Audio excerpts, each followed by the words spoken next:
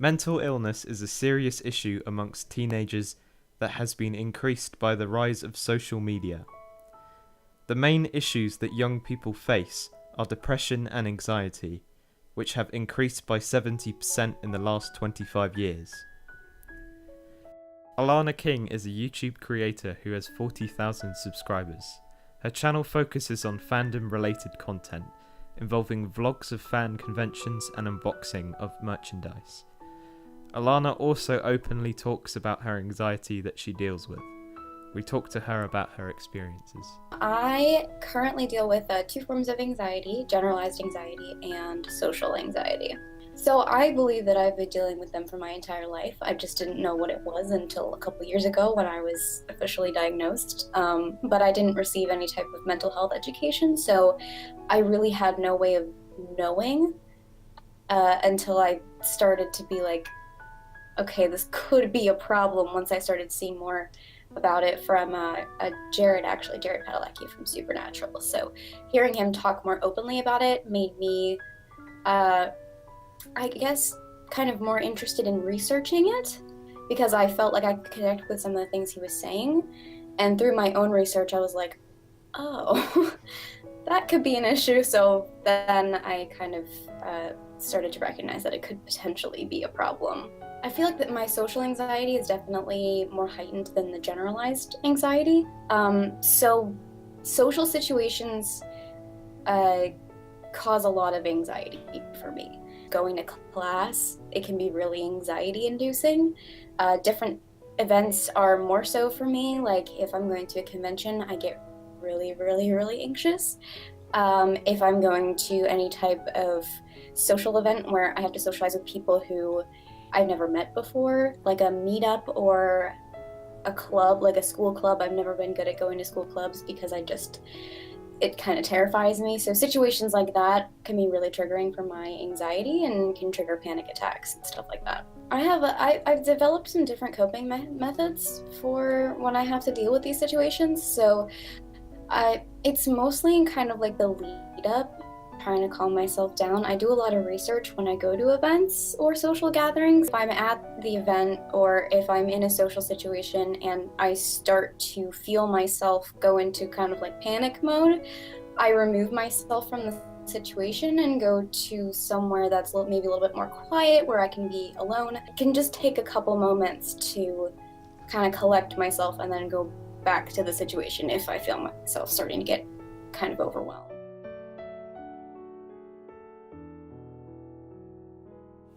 I think it does have a positive effect, but negative, because the positive, it can make new friends on there, get to know each other a bit more. But the downside is you can post things you might regret or say some things you will regret in the future. Oh God, it's negative. It's like cocaine. It's addictive in the worst sort of way because look at all the big tech companies and their daughters and sons. They ban them from going on social media because they know how dangerously addictive it is. You know, it does stuff to your head. It makes you more emotionally sensitive. You can't get off it. It's so addictive. It has a positive effect, like with anybody, because it's connected, they communicate, they see what they're doing.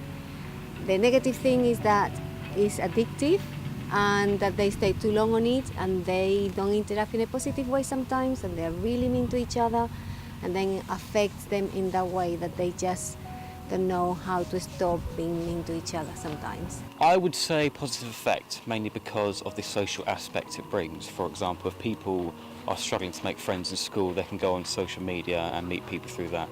Yes, it does have its negatives, but at the end of the day, it's someone for them to talk to, and then that can give them a bit of a confidence boost talking to someone new. A lot of people have actually helped me deal with my anxiety. My parents have been really helpful.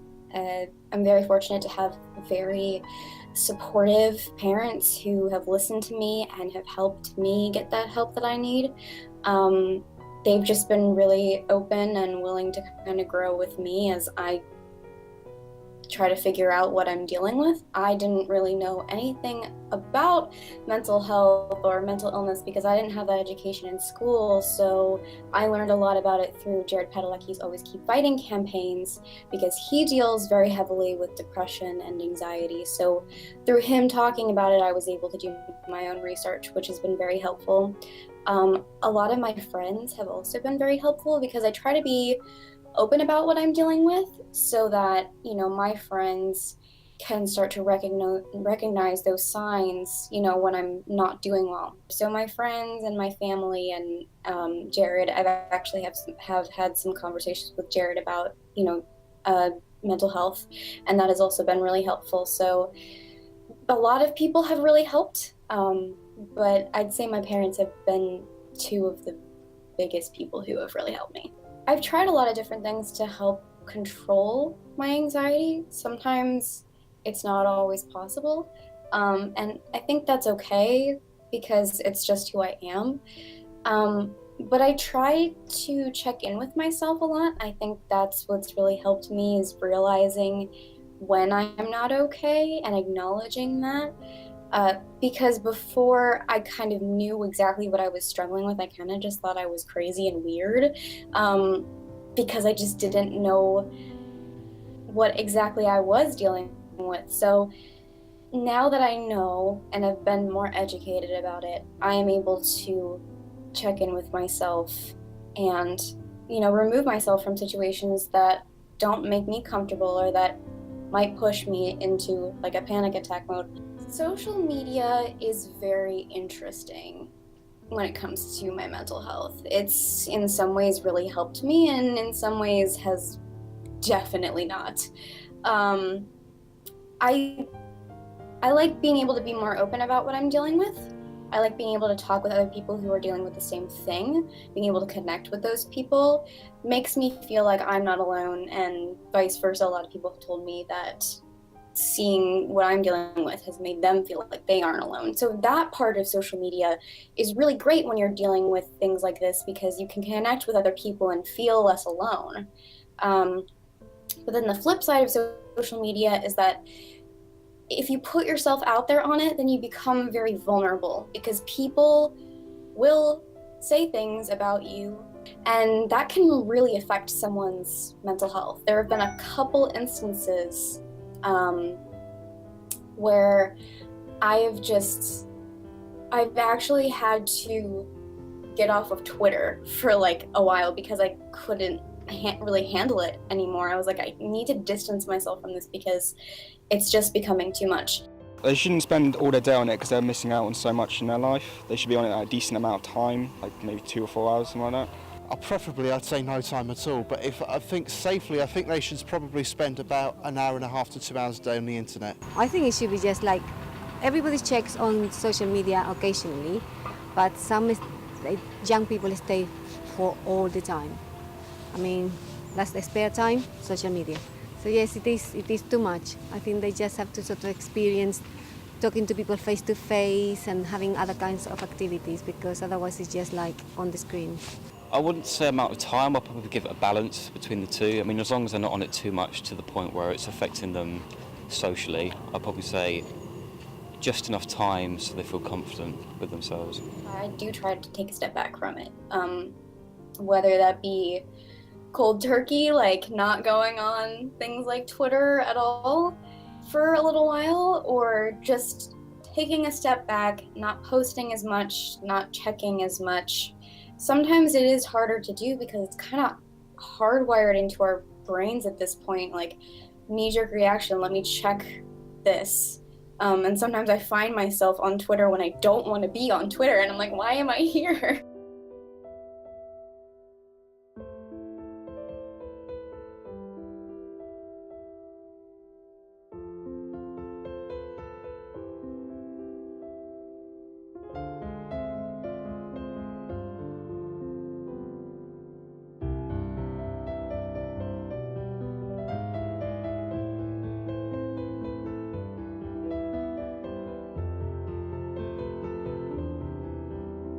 I do think that there is definitely still a stigma around mental illness. I think getting rid of it starts with educating people when they're in school. One of the biggest things that I get angry about or just upset about in general is the fact that as I was growing up, I had no type of mental health education at all. Middle school, high school, like nothing. And I just don't think that that's healthy at all. We got lectured about our physical health, which is also very important, but no one paid attention to the mental aspect of that, and I struggled because of that. Some of my classmates struggled because of that, and I think that starts with schools. So I think in middle school and high school, having that open conversation is really important, and I think parents should also be willing to have that open conversation with their kids. My parents, when I came to them about it, were very open with me and were able to help me, but I know not all parents are like that. So I know that's something that we can't always change, but I think education would probably help a lot of these cases, which just doesn't unfortunately exist in a lot of schools right now.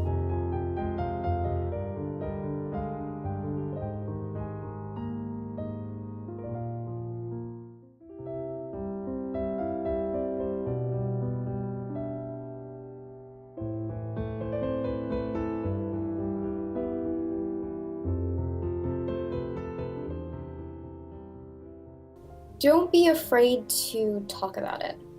I know that a lot of people kind of internalize it and don't want to talk about it. And of course, that's a personal choice. If you're not comfortable talking about it, that's fine. But the second I started talking about it with people and reaching out for help, it started to get a little bit easier for me. And I know that can sound really cheesy, but it's true. The second I started being a little bit more open and willing to, take the steps to take care of myself and talk with other people about it and, try to educate other people about, like, this is real and this is what I'm going through and it's important that you understand this.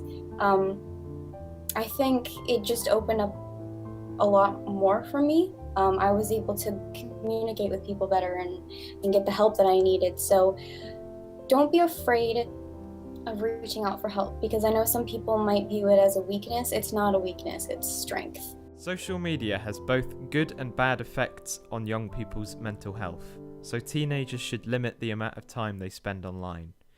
If you believe you could be dealing with a mental illness, there are many people you can talk to.